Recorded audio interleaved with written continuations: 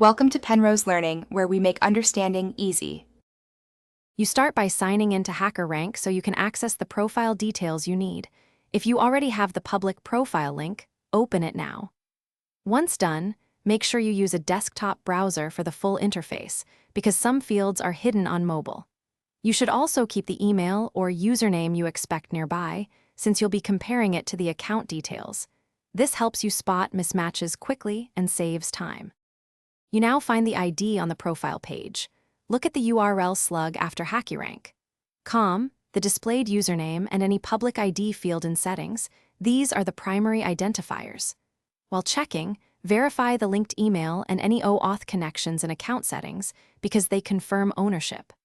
Once you have both the URL slug and the account email, compare them to the recruiter-provided data or saved records. Finish by logging out and viewing the profile as a public visitor.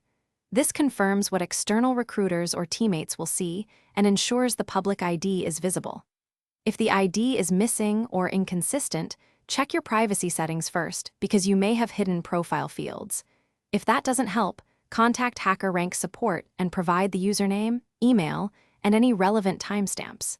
If the profile was changed recently, use cached pages or take screenshots now. That documents the state and helps resolve disputes.